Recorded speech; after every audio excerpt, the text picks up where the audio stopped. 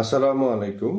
সবাইকে crescent gastroliver and general হসপিটালের পক্ষ থেকে আন্তরিক শুভেচ্ছা ও অভিনন্দন। আজকে আমরা আলোচনা করব এন্ডোস্কোপিক রেট্রোগ্রেড কলেনজিওপ্যানক্রিয়াটোগ্রাফি বা ইআরসিপি সম্পর্কে।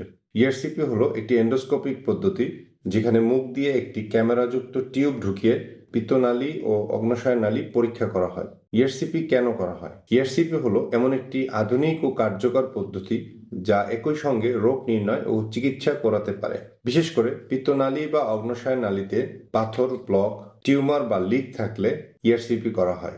সাধারণত পিত্তনালীতে পাথর আটকে গেলে ইআরসিপি করে পাথর অপসারণ সম্ভব।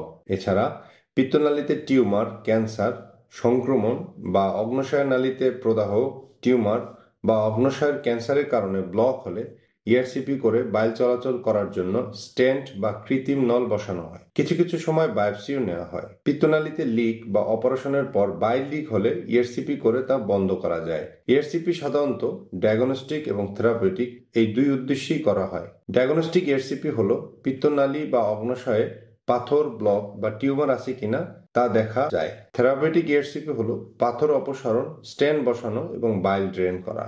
যদিও ইআরসিপি খুব নিরাপদ, তারপরও কিছু ঝুঁকি থাকতে পারে, যেমন প্যানক্রিয়াটাইটিস, ব্লিডিং এবং অ্যালার্জিক রিয়াকশনও দেখা দিতে পারে।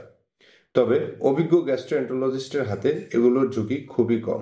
আমাদের ক্রিসেন্ট গ্যাস্ট্রোলিভার জেনারেল হসপিটালে বাংলাদেশের স্বনামধন্য বিশেষজ্ঞ চিকিৎসকগণ অত্যন্ত সতর্কতা ও যত্ন সহকারে ইআরসিপি করে থাকেন। তাই আপনাদের সুস্থতাই আমাদের অগ্রাধিকার।